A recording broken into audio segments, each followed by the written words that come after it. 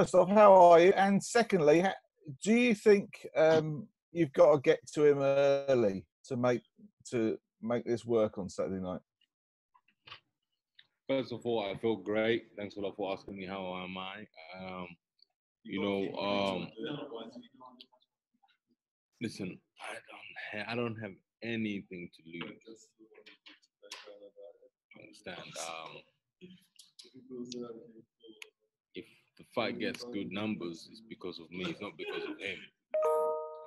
The only pay-per-view he ever done it was with Tony. We are in great shape. Can they hear me? Can you hear me? Yeah. I'm in great shape. My mind is right. I'm just happy. I'm just happy I'm fighting this year because there's so much happening in the whole world for everybody. Everybody's facing difficult troubles in their lives and stuff like that. So I'm just happy that I'm fighting this year because most fighters are not going to fight this for another year and a half now. So I'm just happy I'm getting in it now. But do you think the way the fight's going to go, you're going to, we talked about it back in March, and you said you got to take it to him, you got to take him out of his comfort zone. The calm box, I have to go to him. So me to stand there and trying to pick a point and pick punches, I can't do that. It's the days of me fighting, chucking 2 punches. I have to chuck my punches in 3 or 4s, no, in 2s. I have to go in there with 2, 3, 4, 5 punches. So this fight, listen, put it this way. I'm a man who ain't got nothing to lose. But I bring entertainment to you guys, to everybody, to all the fans, to those people who love boxing. So for me to sit there and tell you, I'm going to do this and do this, so it's all a lie. I am going to go to war. That's the only way I know since I started boxing. And the way you can do that now is you can do that for a whole 12 rounds now, rather than there's no worries about you. Yeah, I had a great camp. Listen, I've been training for about 9 months for this fight. People forget that. On my last, I only had looking at the board in the gym. I had 1 week off since I boxed David Price. Is that a first, being that busy? Yeah.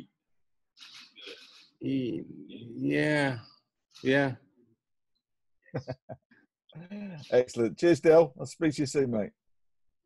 Okay, Joe from Seconds Out. Joe, do you want to jump in with a question, please? Yeah. Just a couple from me, Derek. First one is, being that, like you just said, you've had almost a year to train for this fight. How's that shaped you as a fighter? I think I got more patience now, with everything we're doing. I didn't have no breakdowns in my body or in my muscles or anything. I'm fit. Everything in my body is operating 100%. My mind is right. I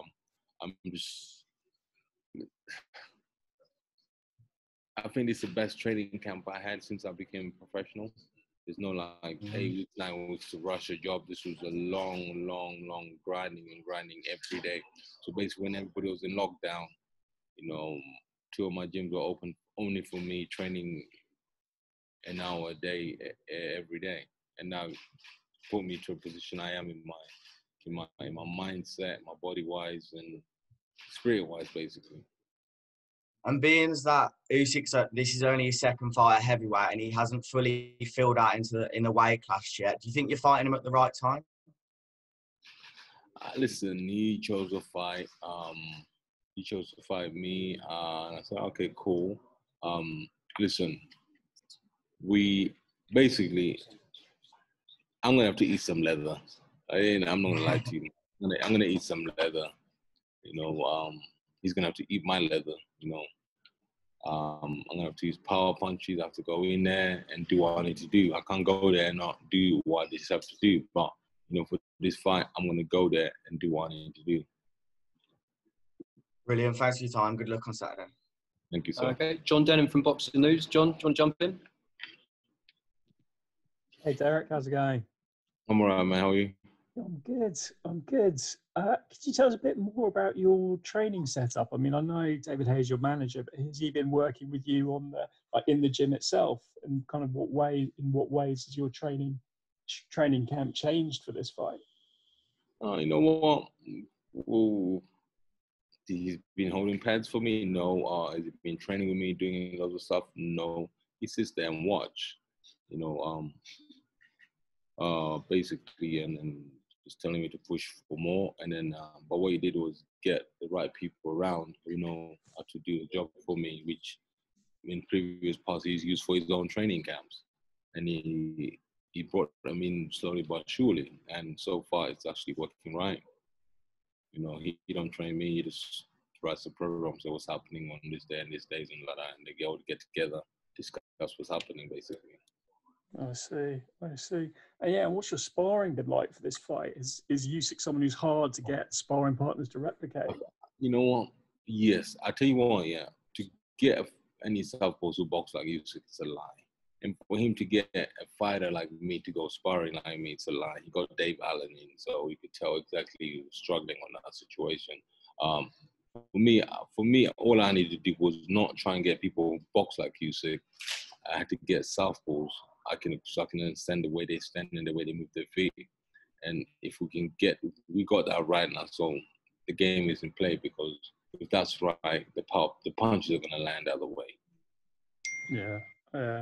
And just finally from me, you've had a lot of fights, you're very experienced, but what does this fight mean to you? Like, what would it mean to you to beat Usyk on Saturday? It's a big fight, but in the terms of like the fans are not there to cheer me on. The whole situation happening, it's starting to give a bit of hope for the next 1 week, because I think beginning of this weekend, I think most people have been talking about this fight. They forgot all about the troubles for that split second. So I think Saturday and Sunday will be a great day for everybody.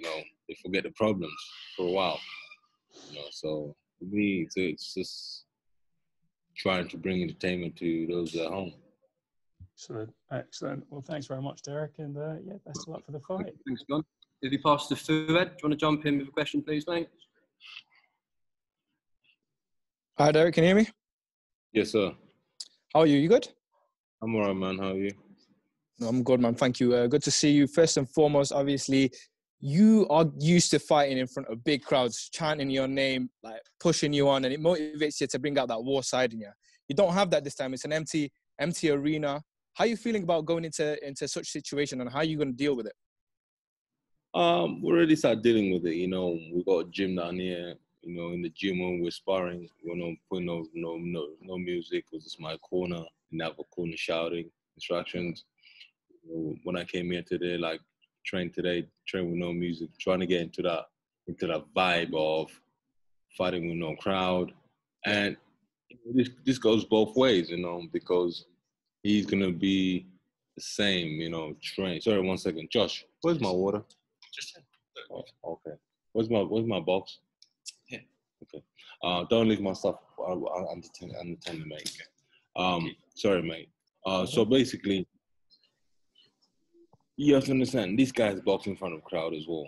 Since on the gold medalist, since he done all his whole career, he's never boxed behind closed doors. Yeah. So the closest I have a deep block behind closed doors is when I boxed at in Monaco, and then beyond that, when I was signed with we would have a promotion company. I would keep you open, close, or and that's heartbreaking, because there's no crowd. So I'm used to that. So so it's gonna be hard for both parties, man. I'm not gonna lie to you. Just two quick ones. I'm in the studio of ESBC, the new boxing game that's dropping soon. The fans have been waiting for that for a long time. Now, when you get your hands on that, there's some rumored legend. Say again? Who's released that game? It's called Steel City Interactive, an independent studio in Sheffield.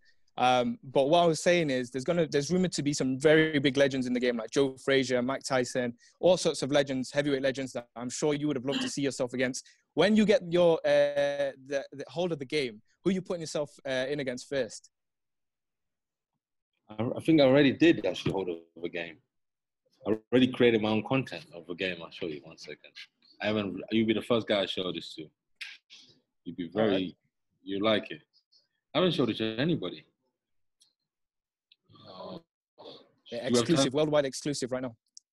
Yeah, if I can find it. I think, 1 second, I have to show this. It's quite cool, interesting. You like it. You want to see it? I think everybody's anxious to see it now, isn't it? Yeah, you've got us waiting now. I have to find it first, though, man. You know, loads of people mess. I don't save numbers, so I have to find who sent it.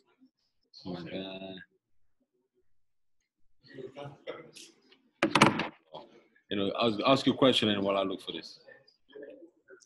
I've got the last one's a very independent question. I'm gonna save that, so I'll let you find it real quick. In the meantime, while Derek's looking for it, to David Charlesworth from Press Association. David, do you want to ask a question? I found it. Found it.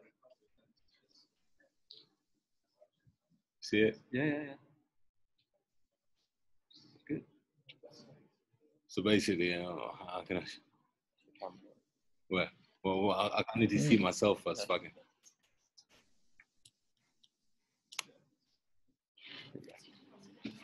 So I just did a mock-up of. Oh. Which game is that? The boxing game. Oh, that's Joshua, isn't it? Yeah. That was Joshua and Fury. Okay. So it'll be out soon. Like, don't worry about that. Be releasing. Okay, fair enough. Fair enough. Well, my last question is for the Dillian Whyte rematch. You had a brilliant little analogy with the laxatives. I want to hear a good one for this one, man. What's Usyk gonna? What's the analogy for Usyk? I don't know. You listen. First of all, let me explain to you. This guy is a good guy, man. There's nothing bad about this man. You know, he won a gold medal. He's won everything he was given in front of. He's beating everybody. So for me to come out and say anything bad about this guy just makes me look stupid. You don't understand? You know. So for me, I can't say anything bad about this guy because he's done it all. He's won everything. You know, he's a good fighter. You know, he's not like he's bad fighter. He's done anything wrong to anybody. He's a good athlete. Yeah. So all I have to say, man, I'm gonna have to eat some leather to get to him. You know. Fair enough. All right. All the best on Saturday, man. Thank you for your time. Thank you. Okay. We'll go to David from Press Association, please. Thanks, Dan. Hi, Derek. How are you? Moran, how are you? Good, man. Yeah, not too bad. Thank you very much. There's a bit of a riff on a question that's already been asked. Do you think he's faced the kind of power you'll be bringing to the table in either sparring or in his professional career? Do you think it'll be a bit of a shock to him? Yeah, it's going to be a bit of a shock to him, you know, because only some cruiserweights did this, you know, David and Holyfield, you know, from cruiserweight coming up because they had the power there and they had the achievement they wanted to do in the heavyweight, come in there with power. So if you got power already, you're good. You know, you have to look at if he's got enough power to bother any heavyweights. You have to look at his knockout ratio in there, cruiserweight. So, listen, as I keep saying, man, I'm going to have to eat leather to learn my leather. So when I learn my one, he will know he's been here. There's talk of obviously if Alexander wins, that he might face Joshua after. Do you think he's maybe looking past you towards that? Hey, listen, man, you know, man makes plan and God laughs at him, my friend. You make a plan to go out for dinner tomorrow and then Boris locks down the whole city down. So it's no big deal. I'm not bothered about that. You know, if they making plans, you know, I keep saying this already, you know, I have said this already on Sky that I want fair judges. I want a fair referee, you know, because, you know, the last time I was in a big fight with Dillian Whyte, I didn't have a fair ref. You know, I ended up getting my points taken. And I thought I was behind and I started chasing the fight. And then I got knocked out. So I just want everybody who they put in the ring to be fair, because this is very, very, you know, we train hard for this. I train hard for this fight, you know, myself, even himself. So I want a fair judge and fair judges and fair refereeing, basically. That's what I'm asking for, you know. So we'll see what happens. Thanks, Derek. Thanks very much for your time and all the best. Okay, we'll go to Cynthia from Ring TV, please. I think if you just take yourself off mute, Cynthia, then we'll be able to hear you. Okay, good morning. I wanted to commend you both on the brilliant marketing you both had about this fight. It's made us all happy. And it's true, you have made us forget about the trouble that we have been going on in the world. If you can describe yourself in 3 words, what would it be going into this fight? Yes, you. First of all, the marketing was done by David and the Haymaker team. It was not done by Usyk's team. That's all us. You know, the whole idea you see, the whole Fright Night, that's all David. You know, so, you know, shout out to David for doing that. But for me, you know what? Sorry, ask again your question again so I can answer you the right way. If you could describe yourself in 3 words, especially going to this fight, what would they be? 3 words.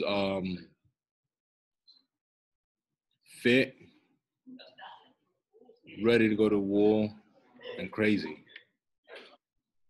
And lastly, what was the best advice David has given you before you step into the ring on the 31st? I think, you know, this is the first fight I've seen him so confident, you know, saying he's actually like telling me, you know what, there's nothing else we can do, you know, because we've trained for 8 months and I've got everything right. I have knocked out all my sparring partners in sparring. We've actually put an ad out saying we'll pay you £2,000 if you're a southpaw, if you can come down and knock me out.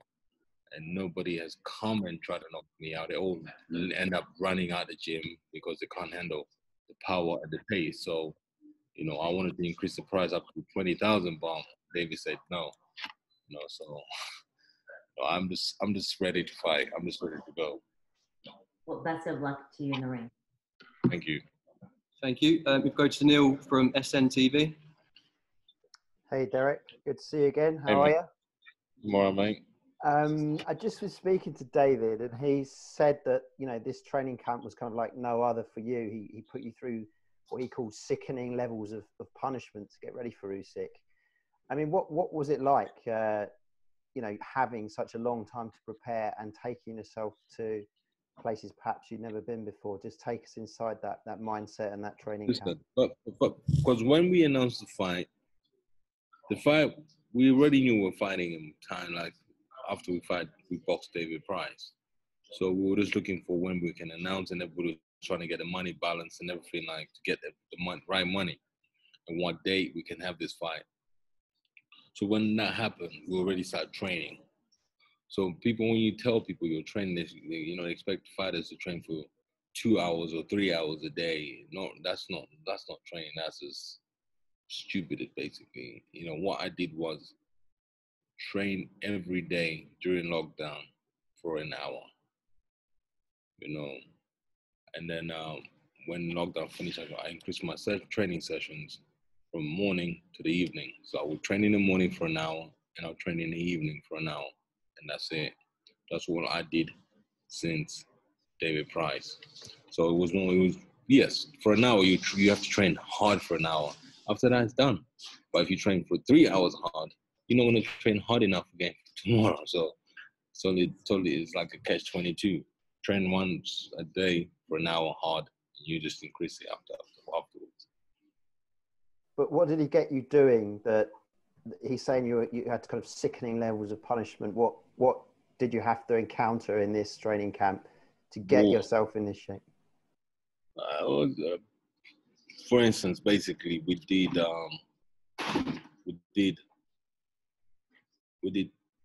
2 weeks of sparring back to back every day, 4 rounds, 8 rounds, 10 rounds, 12 rounds, 2 weeks every day.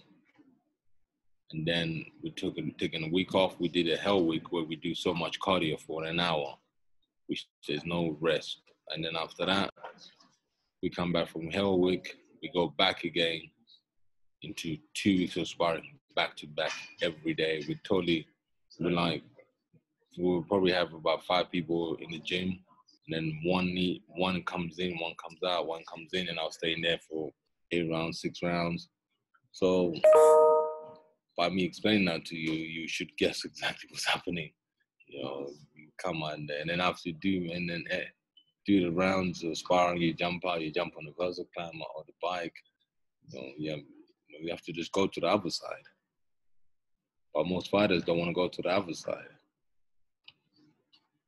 So basically, that's what we did. Thanks. Well, good luck on Saturday. Thank you. Thanks. Okay, guys, we've got time for about 3 more. So just pass to Ryan from Boxing Social.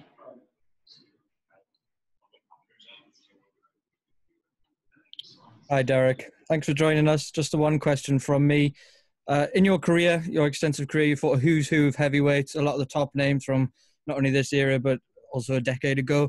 Where do you think Oleksandr will measure compared to the guys you shared the ring with in the past? He's in the top 10, bro. He's in the top 10. You know, he's won everything. He's coming up to heavyweight. He's a good fighter. You know, he's in the top 10. He's in my top 10, actually, to be honest with you. I'm a big fan of his as well, so he's in the top 10 of mine. And the last thing I want to ask you about, Derek, you touched on it a little bit before. I've got one question. You said you had one question. Sorry, can I sneak in one more? Is that okay? Okay, go on. A couple of weeks ago, David Hay put out an offer of £1,000 to anyone who could come down to the gym and knock you down. Did anybody at all take you up on that offer and come down to the gym, Derek? Yeah, they did come. They did try, but they didn't take my money. I love my money too much. Right, Derek. Well, thank you so much. Sorry for sneaking an extra question in there. Best of luck. Thank you, sir. Thanks, Ryan. If you go to Matt from Behind the Gloves. This is Matt from Behind the Gloves in association with S-Jam Boxing. Derek, you've mentioned before you're now a man of God, born again. How has your faith played a part in getting you where you are today?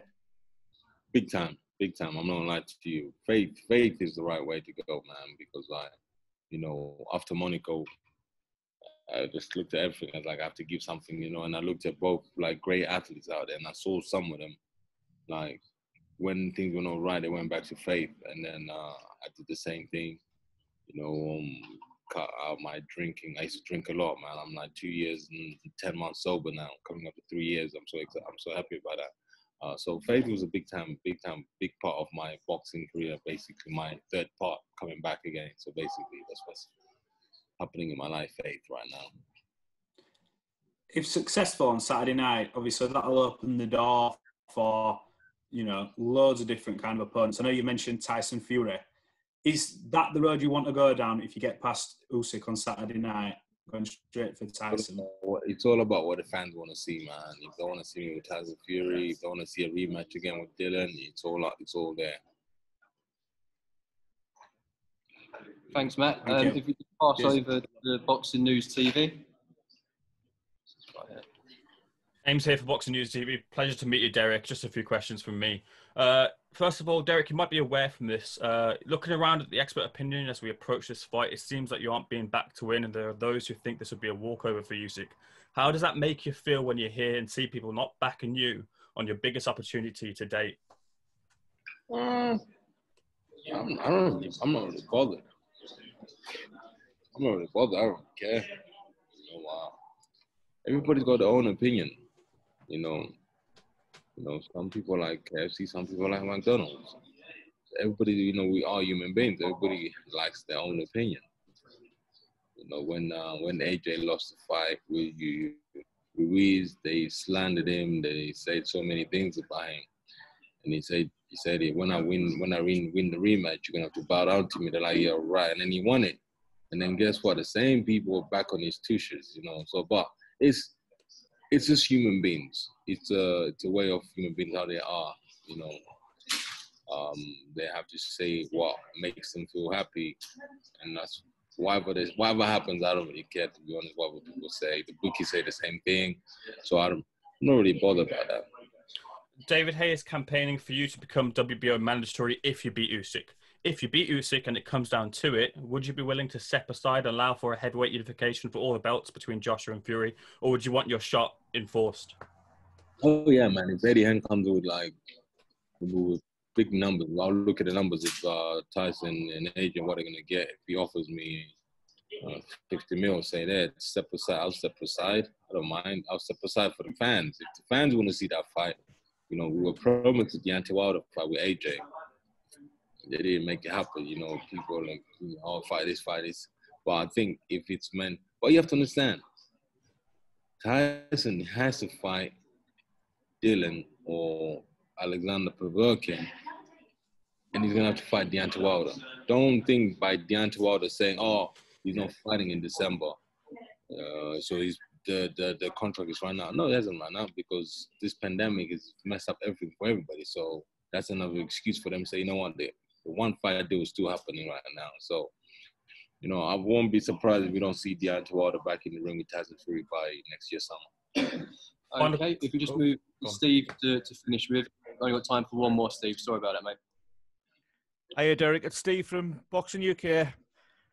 Derek, one of the things David said is in the past you've not quite been able to crack the elite level because you've only been given 80%, but for this fight you've been given 100%. What's that 20% difference and why now? There's nothing else to do in lockdown, man, apart from training. So you have to keep that 20% now. Joking. It was